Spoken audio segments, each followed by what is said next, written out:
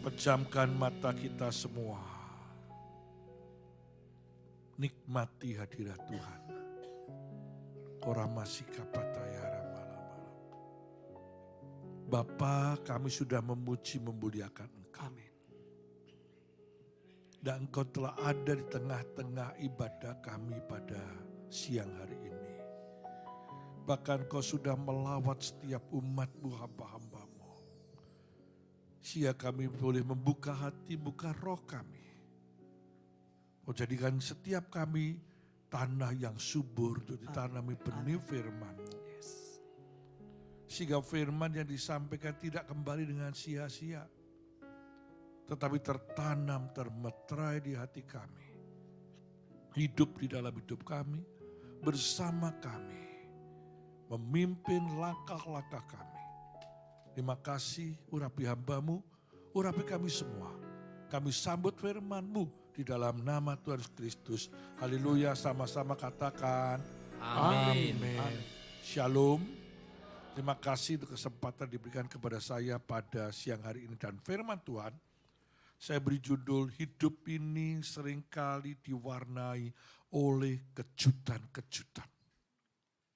Beberapa waktu yang lalu, di bangsa kita ada kejutan-kejutan yang sangat mengejutkan.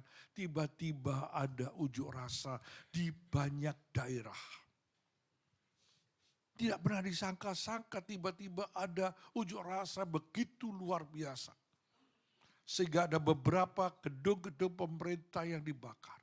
Belum selesai saudaraku, tiba-tiba di Denpasar ada hujan 3 hari 3 malam, banjir setinggi 3 meter. Sehingga yang meninggal kurang lebih 22 orang, yang hilang masih beberapa orang. Tiba-tiba, bahkan di dalam kita pribadi masing-masing, mungkin tiba-tiba kita juga bisa mengalami keadaan-keadaan yang tidak baik. Tiba-tiba, karena memang masalah atau kabar itu yang datang itu tidak pernah tidak pernah mengetuk kita dan memberitahukan kepada kita. Tetapi dengan tiba-tiba mengejutkan sehingga kita terkaget-kaget. Setuju kata amin? Amin.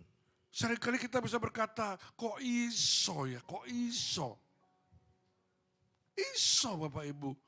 Karena memang Tuhan yang membuat itu semuanya. Tetapi kita sebagai orang percaya, apa kita lakukan? Apa kita perhatikan dari sebagai orang percaya Tuhan? Mari buka bersama saya Yeremia 51 ayat yang ke-45, 46. Yeremia 51 ayat yang ke-46.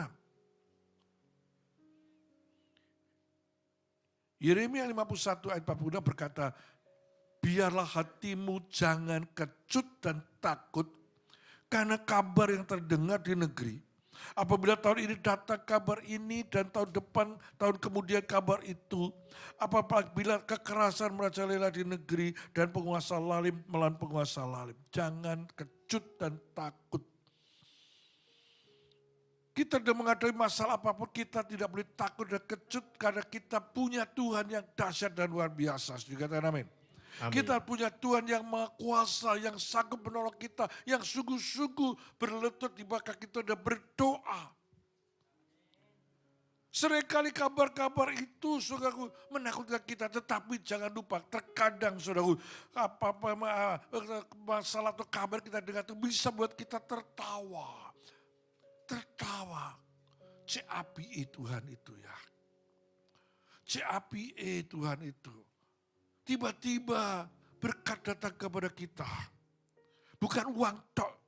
Tetapi berkat damai, sejahtera, sukacita ada dalam hidup kita. Ketika kita diperhadapkan kepada masalah tata bergumul, kita tetap bisa tersenyum. Kita tetap bisa berkata Tuhan itu baik. Juga katakan amin.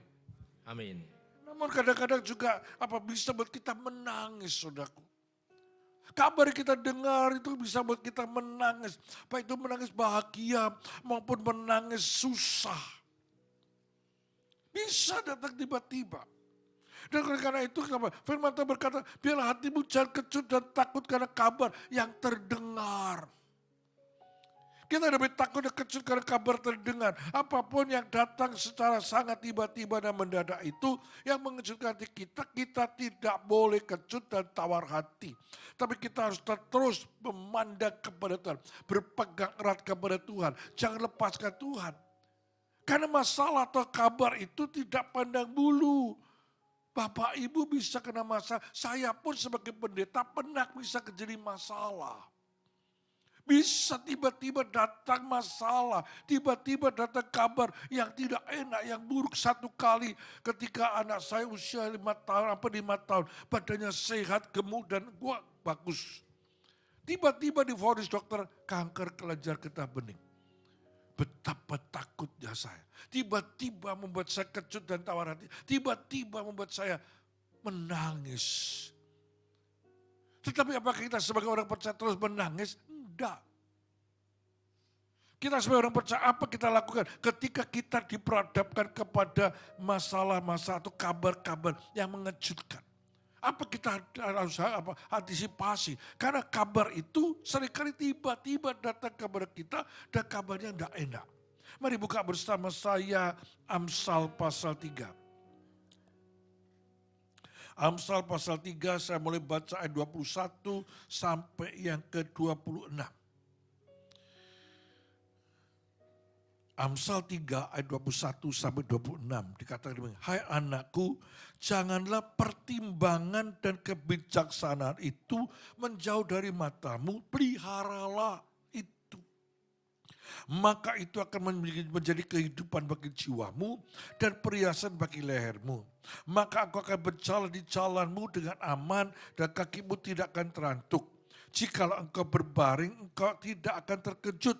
Tetapi engkau akan berbaring dan tidur nyenyak. Janganlah takut kepada kekejutan yang tiba-tiba atau kepada kebinasaan orang fasik bila itu datang. Karena Tuhanlah yang menjadi sandaranmu dan akan menghindarkan kakimu dari jerat. Ada 3 hal yang ingin saya sampaikan di dalam firman ini, saudaraku. 3 hal yang amat sangat penting. Yang pertama, saudaraku, kita harus bijaksana menghadapi kabar yang kita dengar. Jangan kita gak boleh kupu-kupu ketika kita mendapat kabar yang tidak enak, kabar yang tidak baik. Jangan kita makan telan-telan kabar itu. Lalu kita bingung sendiri, kita kegopo sendiri, kita tidak tenang sendiri, tidak boleh. Tapi kita harus tetap tenang menghadapinya. Kenapa? Ketika kita menghadapi masalah yang tiba-tiba datang dan mengejutkan, kita harus bijaksana. Kita bijaksana apa? Meneliti dulu mengapa masalah bisa datang, kenapa bisa terjadi begini dan begitu. Lalu kita dengan sabar, kita meneliti dengan sabar, kita pertimbangkan dengan masa-masa, berdoa. Jangan ditelan mentah-mentah. Sekalipun masalah itu rasanya menggigit kita dengan berat atau masalah itu datang kepada kita rasa-rasa begitu memberkati kita. Kita tidak boleh mentah-mentah ditelan. Itu berbahaya. Karena apa? Hari-hari ini banyak penipuan-penipuan yang rasa-rasanya itu menyenangkan hati kita. Enak, saudaraku. Satu hari saya mendapat telepon di rumah. Tidak ada hujan, tidak ada angin. Ada telepon berdering. Saya terima, Bapak, Anda berbahagia karena Anda telah terpilih menjadi relasi kami yang sangat baik, sehingga Anda mendapatkan hadiah mobil. Karena udan, karena angin untuk mobil. Mimpi apa? Lalu saya tidak langsung saya iyakan, tapi saya ajak bicara. Saya ingin pancing panjang lebar. Tetapi untuk mendapatkan mobil itu Pak harus membayar. Membayar apa? Membayar administrasinya. Berapa Pak? 8 juta. Saya katakan Pak minta maaf saya gak butuh mobil PPN gono. Langsung ditutup saudaraku. Lalu saya gak ada hubungan dengan instansi itu kok tiba-tiba ada telepon. Tiba-tiba berkata bersyukur apa? Pak berbahagia mendapatkan mobil. Mobilnya sopo. Lah kok enak seperti mobil jatuh dari langit, pluk kena saya. Enggak. Kita bijaksana memikirkannya. Satu hari juga ada telepon di WA saya. Seorang anak laki-laki nangis-nangis. Tak rungokno suaranya menangis kok seperti suara anak saya. Hebatnya loh, kok bisa tahu suara mirip anak saya dan dia berkata dengan nangis, "Pak, aku habis nabrak orang, aku sekarang mau ditahan polisi." Mohon maaf ya karena polisi ya, saya tidak mendiskreditkan polisi. Tapi ini penipuan, bukan polisi yang menipu, tapi orang yang menipu. Apa-apa Pak, aku mau ditahan Pak. Polisinya minta uang sekian-sekian harus ditransfer ke bank ini, hari ini. Oh ya, kamu di polisi mana? Saya di polsek, satu polsek begitu. Dan anak saya tidak pernah ke polsek sana, gak pernah ke daerah sana. Karena saya bekerjanya di Margomulyo, maka kau bisa sampai ke selatan sana. Lalu saya telepon anak saya, kamu di mana? Di kantor Pak. Kamu gak apa-apa? Gak. Apa? Ada orang telepon mau menipu Papa. Ya sudah, dia bilang, sudah gak saya hubungi. Satu kali juga waktu itu mau pemilihan umum tahun 2014. Ada salah satu partai politik, ini penipuan. Dia kok bisa tahu, nama saya Lukas Lukman, tahu saya itu pendeta, tahu saya punya gereja, hebat deh. Bapak, partai kami memberi bantuan kepada Bapak tanpa embel-embel. Tanpa nusuk ke partai ini, tidak. Tapi dengan tulus partai kami membantu Bapak 10 juta. Wih, enaknya. Tiba-tiba uang jatuh dari langit. Bapak tinggal kasih nomor rekening Bapak nanti ditransfer. Saya ya rondok kepingin saudaraku. Ibu kepingin toh? Iya, tiba-tiba orang mau kasih duit kok. Lalu saya kasih nomor telepon saya, nomor rekening saya. Terus kira-kira 5 menit, 10 menit kemudian telepon lagi Bapak itu. Pak sudah ditransfer, cek di ATM. Tak cek gak ono. Saya telepon, saya itu masih gak ngeh loh saudaraku. Saya telepon Bapak itu, Pak kok enggak ada? Oh ya tunggu sebentar. Lalu dari banknya, seperti apa CSO-nya atau apa tuh ngomong, oh ya nanti mau begini, apa dasarnya itu pokoknya dia mau transfer lagi. Setelah itu ya Pak sebentar lagi ditransfer Pak cek lagi. Saya udah enggak cek. Ditelepon lagi, di Uber. Tapi saya enggak respon. Karena saya tahu itu penipuan. Kalau kita enggak bijaksana, kita akan kena penipuan. Ada seorang pendeta. Pendeta itu ditelepon suaranya itu persis temennya. Temennya itu jemaat pernah dilayani dan jemaat itu orang kaya. Nomor teleponnya nomor telepon orang itu. Lalu berkata begini, Pak ini ada emas mau dijual murah. Waktu itu saudaraku. Dari Pegadaian karena Pegadaian itu banyak menyimpan emas-emas yang gak dibayar. Mau dijual, ibu mau beli. Murah Bu, 8 juta dapat sekian puluh gram. Kepincut. Ditransfer. Hilang. Bablas anginnya. Karena enggak bijaksana. Hati-hati, oleh karena itu kita bijaksana. Firman Tuhan berkata, hai anakku, janganlah pertimbangan dan kebijaksanaan itu menjauh dari matamu. Pelihara dalam hati kita, pelihara. Itu akan menjadi kehidupan bagi jiwa kita dan berasa bagi leher kita. Pelihara kebijaksanaan. Cok rusak-rusuk, pengen orang duit, dapat uang langsung, wah semangat. Belum tentu. Ketika ada kabar-kabar apapun senang atau susah, jangan langsung direspon. Tapi bijaksana, juga kata amin. Yang kedua saudaraku, ayat 23 dan 24 berkata demikian. Maka engkau akan berjalan di jalanmu dengan aman dan kakimu tidak akan terantuk.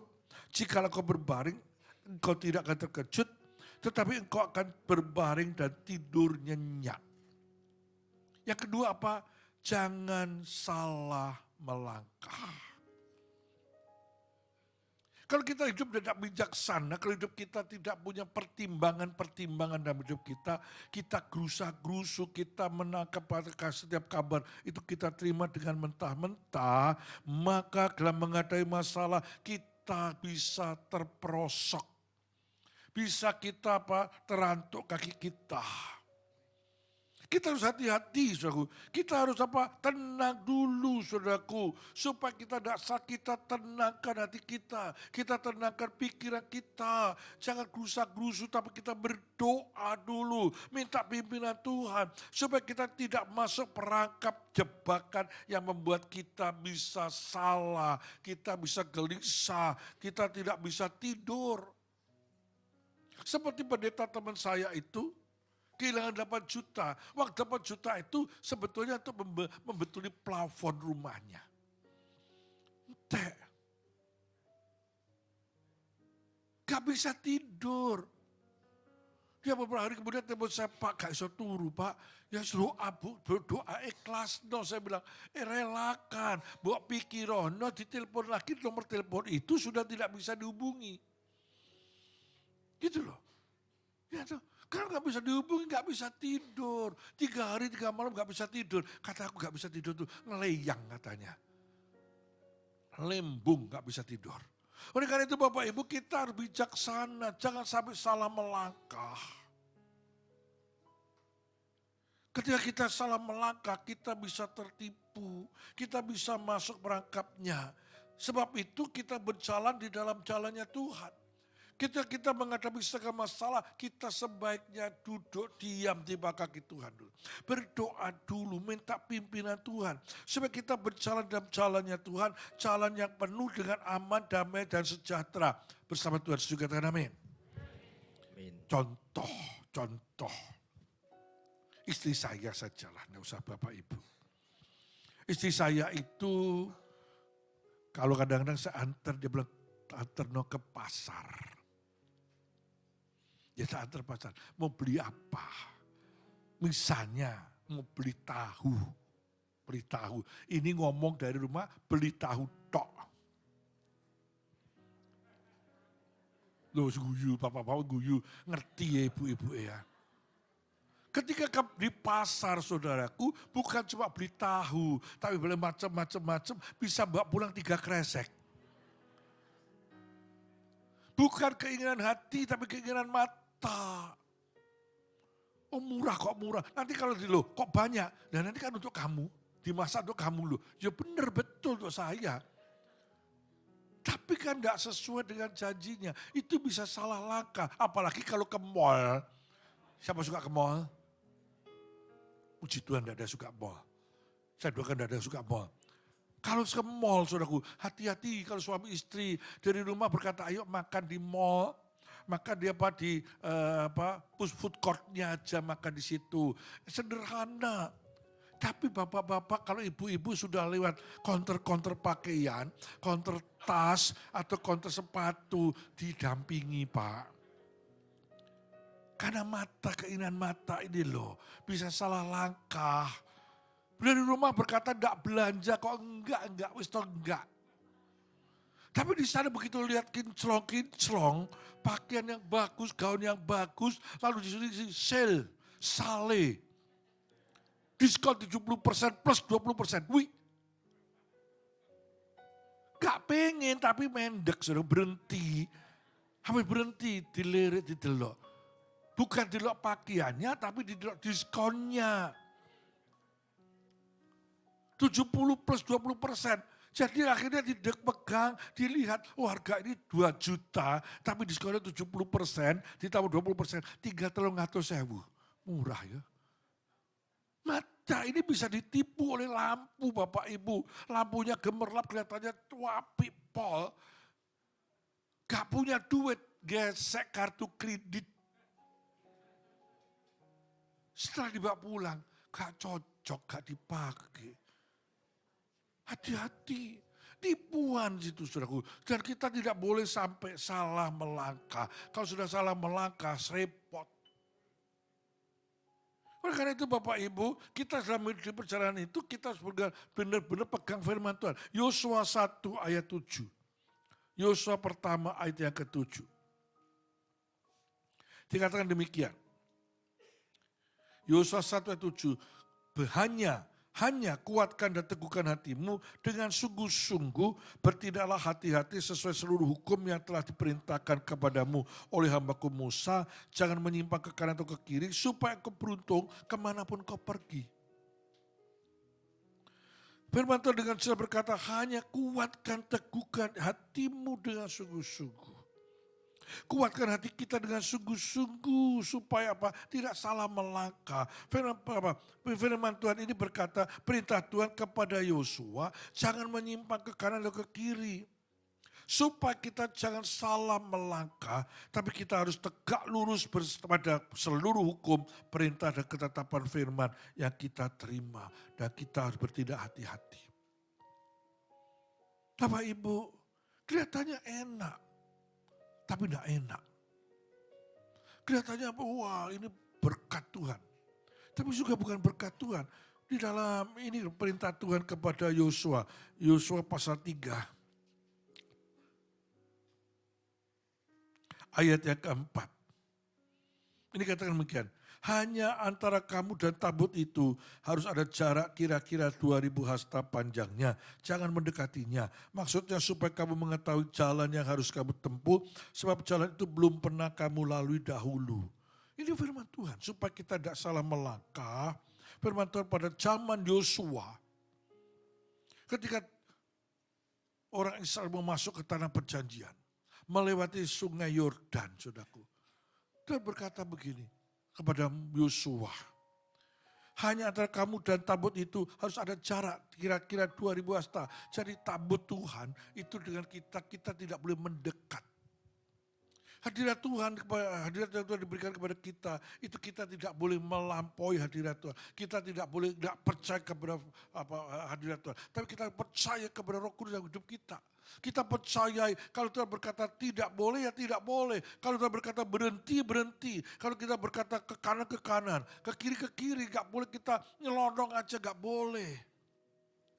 Itu firman Tuhan berkata kepada kita pada pagi hari ini, supaya kita bertindak hati-hati. Karena jalan yang akan kita lalui, belum pernah kita lalui sebelumnya. Supaya kita dalam perlindungan Tuhan. Dan kita terus beruntung dalam kehidupan ini. Kita percaya bahwa kehidupan itu harus kita melakukan supaya kita hidup dalam keberuntungan. Saya percaya setiap kita ingin beruntung kok. Setuju kata amin? Gak ada ingin rugi, ingin untung. Tapi kadang-kadang kita itu tidak mau sabar. Saya baru-baru tahun lalu saya bangun rumah untuk anak saya. Saya sudah bukan lagi pengusaha yang dulunya kalau pengusaha kan duitnya ada. Tapi sekarang saya sudah full timer gereja, tapi saya ingin bangunkan rumah untuk anak saya. Tanahnya sudah ada, sudah ada, tinggal bangun. Kita menghitung supaya tidak salah langkah. Tapi itu pun masih bisa salah langkah. Ketika bangun, saya semua apa yang saya punya sudah saya lepaskan, termasuk mobil saya sudah saya jual untuk bangun gitu, gak cukup. Saya bertanya kepada istri saya, kamu punya apa? Semua perhiasannya dijual. Habis. Masih gak cukup. Masih salah perhitungan. Kita manusia bisa salah perhitungan. Kurang. Tapi di perjalanan itu saya sudah berdoa. Berdoa yang pertama saya mau menjual tanah saya yang di sebelah rumah saya mau jual. Ternyata jual rumah itu juga gak mudah. Saya berdoa 1 tahun, orang-orang saya ngambus. 1 tahun tak berdoa siang malam. Tetapi rumah saya satunya, yang dulu ditempati anak saya, sekarang kosong, tak kontrak. No, itu yang dikontrak orang duluan. Persis sebelah gereja begitu, rumah saya kosong, tak kontrak, tak pasang banner, dan segera dapat. Itulah yang nutupi kekurangan untuk bangun rumah. Jadi ketika kita sudah perhitungkan matang-matang pun, kita sudah perhitungkan masak-masak pun masih bisa salah. Kadang-kadang apa? Kadang-kadang kita kesusu, mau cepat-cepat selesai, mau cepat-cepat dan ditempati. Mau cepat-cepat, kadang-kadang kita tuh bekerja tuh mau cepat-cepat. Apalagi mohon maaf ya anak-anak muda, hati-hati jangan kesusu mau cepat kaya. Hancur. Jangan salah langkah. Tetapi ketika kita mau berjalan bersama dengan Tuhan. Berjalan di dalam apa? Berjalan di dalam jalannya Tuhan. Supaya kita tidak salah langkah. Sehingga dalam hidup kita itu tenang. Saya percaya setiap kita itu hidupnya ingin tenang kok. Betul? Setuju? Kita sebagai hidup tenang. Tidak punya uang banyak, tidak apa-apa, tapi gak duit utang. Tapi orang sekarang itu kadang-kadang nekat. Gak duit wani utang. Tapi gak wani bayar. Bayarnya lali, lupa bayar. Kayak utang itu, wah ngoyok aja. Hati-hati, gak bisa tidur. Saya punya teman itu pengusaha. Pengusaha kain. Pengusaha kain itu ngutangi toko kain itu luar biasa lamanya setelah saya tahu. Ngutangi toko kain itu bisa 5-6 bulan. Lalu saudaraku waktu itu lalu ada COVID. Ketika ada COVID, yang diutangi semuanya tidak mampu bayar dan tidak mau bayar. Ada satu orang yang diutangi itu ketika sudah jatuh tempo, dia tetap tidak mau bayar dan dia berkata, mau lapor polisi, lapor tak teni. Ini kan zaman sudah gak baik Bapak Ibu. Orang utang nantang, lapor polisi tak tunggu. Saya ngutangi itu ngemis, mau minta duitnya sendiri itu ngemis. Jadi harus hati-hati. Sehingga teman saya itu gak bisa tidur. Bukan 1 hari 2 hari, berbulan-bulan gak bisa tidur. Akhirnya kena COVID, meninggal. Tragis sekali. Hidup itu harus bijaksana dan kita tidak boleh salah langkah. Yang ketiga, jadikan Tuhan sandaran kita. Amsal pasal 3 ayat 25 dan 26 berkata demikian.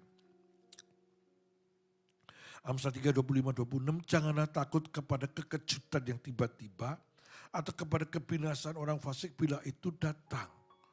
Karena Tuhanlah yang akan menjadi sandaranmu dan akan menghindarkan kakimu dari jerat. Kita harus menjadikan Tuhan sandaran kita. Saya teringat tahun 98. Mei 98 ketika Indonesia terjadi kerusuhan yang luar biasa. Banyak orang takut, khususnya mohon maaf orang-orang keturunan Tionghoa dan Kristen.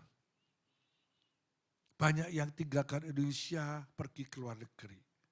Termasuk saya, ada banyak teman-teman saya, dia berkata, Pak, ayo Pak tinggalkan Indonesia, Indonesia tidak aman. Ini hamba Tuhan loh yang ngejak saya. Lalu saya katakan, mohon maaf saya tidak kemana-mana. Saya mau tetap di Indonesia dan tetap di Surabaya. Apapun yang terjadi, kalau itu seizin Tuhan terjadi, maka kita tidak bisa kemana-mana. Tetapi ketika kita di tengah-tengah kerusuhan, kalau Tuhan tidak izinkan terjadi pada kita tidak akan kena apa-apa, tetap dalam keadaan baik-baik. Setuju kata amin? Amin. Kalau kita bersama dengan Tuhan, sandaran Tuhan, itu apapun yang terjadi pasti itu mendatang kebaikan bagi kita. Pasti jaminannya. Sebab itu saya berkata, enggak, sudah kamu mau pergi-pergi. Aku enggak, aku mau tetap di Indonesia.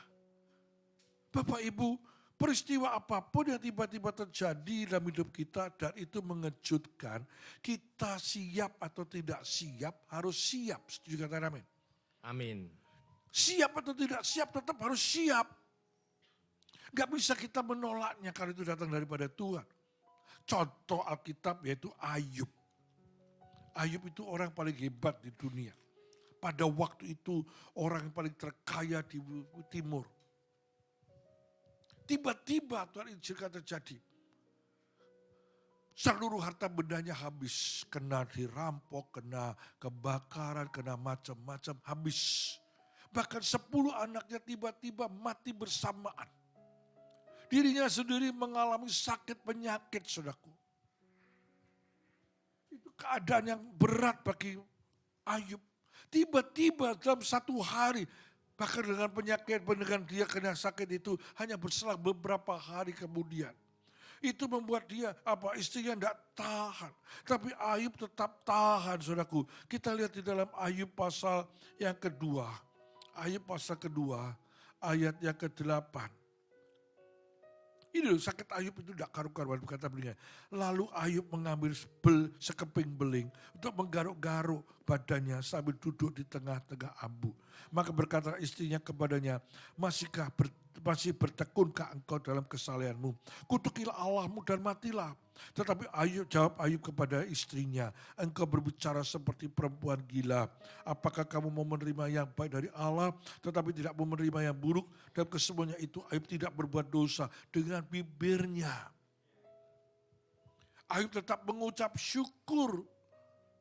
Tetap dia percaya kepada Tuhan. Tetap dia bersandar kepada Tuhan. Dia tidak tinggal-tinggalkan Tuhan. Tapi dia tetap bersandar percaya. Apapun yang Tuhan izinkan dalam hidupnya. Itu semuanya pasti mendatangkan kebaikan bagi dirinya. Kita lihat Ayub pasal 1. Ayub pasal 1 ayat yang ke-21 dan 22. Dikatakan demikian.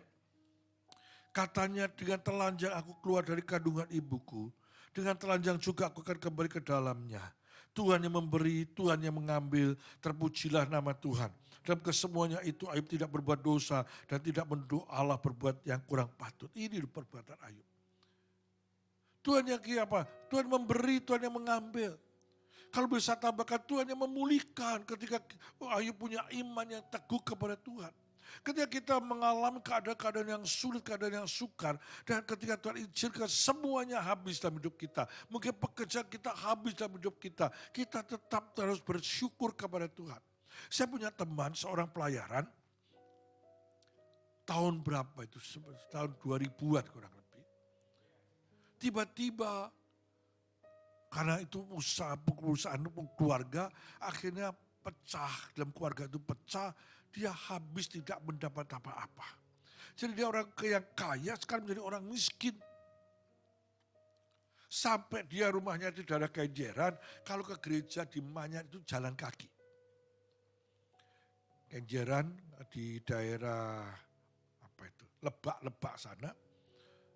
Ya daerah situ kurang lebih. Itu dia jalan kaki sampai ke Manyar. Manyarjo. Dia tidak marah. Dia jalani. Bahkan satu hari ketika dia punya sepeda motor, dia naik sepeda motor.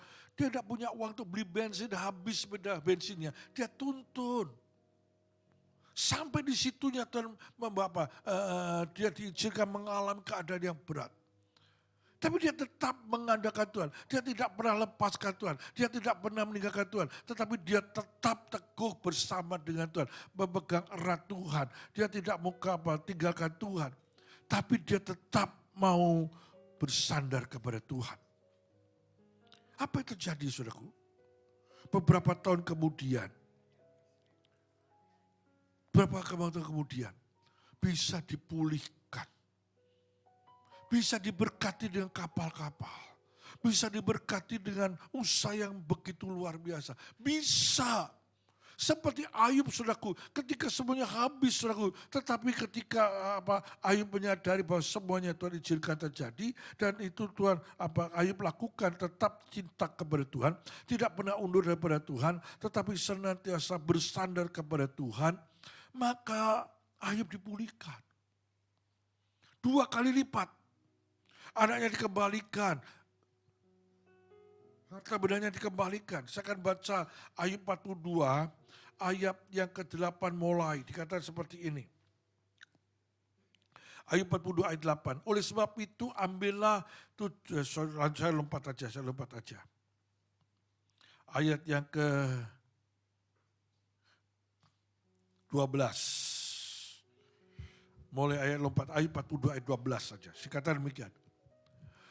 Tuhan memberkati Ayub dalam hidupnya yang selanjutnya lebih daripada dalam hidupnya yang dahulu. Yang mendapat 14.000 ekor kambing domba dan 6.000 ekor unta, 1.000 pasang lembu, 1.000 ekor keledai betina. Ia juga mendapat 7 orang anak laki-laki dan 3 orang anak perempuan.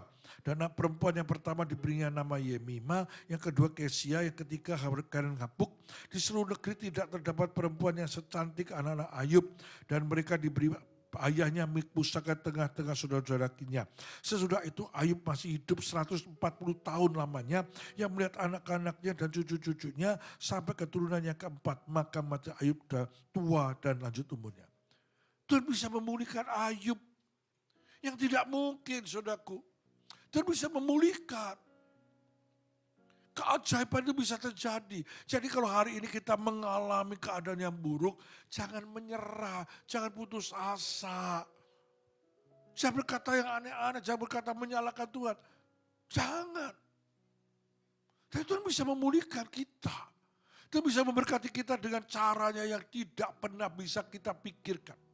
Tidak ada dalam pikiran kita, Tuhan bisa memulihkan. Karena Tuhan itu Maha Kuasa. Oleh karena itu Bapak Ibu, ayat yang terakhir, Ibrani pasal yang ke-6. Ibrani pasal yang ke-6. Saya baca ayat 19 dan 20. Dikatakan demikian, Ibrani 6 ayat 19 dan 20. Pengharapan itu adalah sau yang kuat dan aman bagi jiwa kita yang telah dilabuhkan sampai ke belakang tabir. Di mana Yesus telah masuk sebagai perintis bagi kita ketika ia menurut peraturan Melkisedek menjadi imam besar sampai selama-lamanya. Saya akan baca ayat ini melalui Alkitab versi mudah dibaca. Lebih jelas, lebih tepat. Dikatakan begini, Ibrani 6 melalui Alkitab versi mudah dibaca. Kita mempunyai harapan itu dan itu seperti sebuah jangkar. Pengharapan itu kuat dan pasti serta menjaga keselamatan jiwa kita. Pengharapan itu ada di tempat yang Maha Kudus di balik tirai di surga. Yesus sudah masuk ke sana dan membuka jalan untuk kita yang menjadi imam besar selama-lamanya seperti Melkisedek. Kita tetap memiliki iman, pengharapan yang teguh kepada Tuhan. Kita memiliki pengharapan. Pengharapan itu digambarkan seperti jangkar sebuah kapal.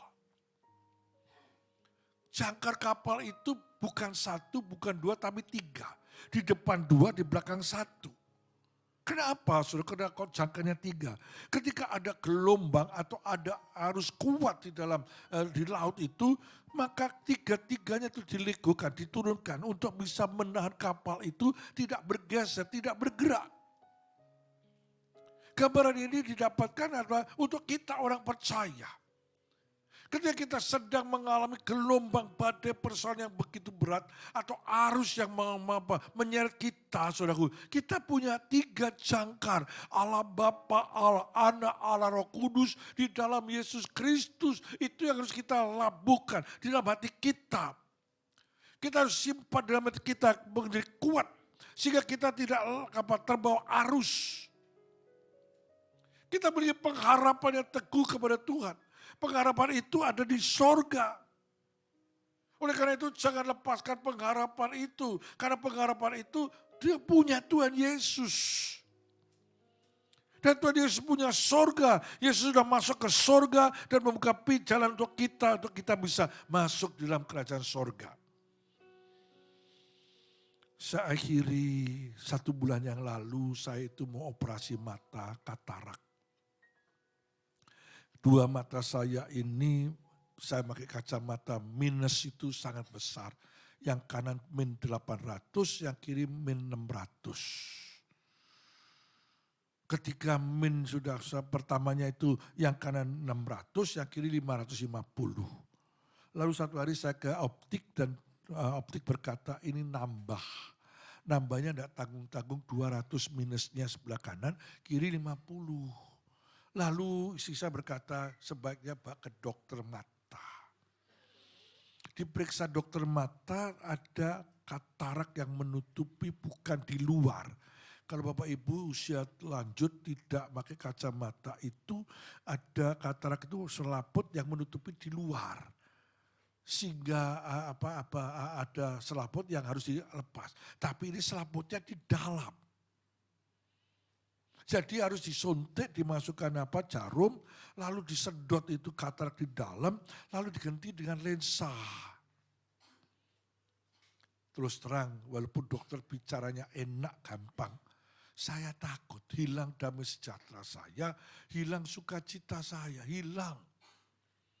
Ketika hari hanya sudah sepakat kita mau dioperasi sebelah kanan dulu, itu saya kan di biusnya bius lokal. Jadi keomongan dokter dengan asistennya itu saya dengar semuanya. Takutnya luar biasa. Saya tidak bisa berkata apa-apa. Saya cuma berkata Tuhan tolong, Tuhan tolong, Tuhan tolong. Itu yang bisa keluar ketika saya dibaringkan di ruang operasi itu. Dan mata saya mulai dikerok dalamnya, disedot itu. Saya cuma bisa minta tolong. Tapi saya bersyukur kepada Tuhan. Pengharapan saya gak hilang. Sukacita saya hilang, damai sejahtera saya hilang, tapi pengharapan saya gak hilang. Karena saya punya pengharapan, nanti habis ini saya bisa melihat terang. Dan betul, saya tanpa melihat pakai kacamata, saya bisa melihat Bapak Ibu dengan jelas. Masalahnya sekarang, kalau saya gak pakai kacamata plus gak bisa baca. Artinya apa? Ketika kita menaruh pengharapan kepada Tuhan, maka pengharapan itu diberikan kepada kita. Dan pengharapan itu pasti kepada kita. Pengharapan itu sungguh-sungguh buat kita dan pengharapan itu baik bagi jiwa kita, aman bagi jiwa kita. Oleh karena itu Bapak Ibu dalam segala keadaan apapun dalam kehidupan kita, dalam hidup ini yang seringkali ada berita-berita, kabar-kabar yang mengejutkan, yang buat kita terkejut, jangan kita takut.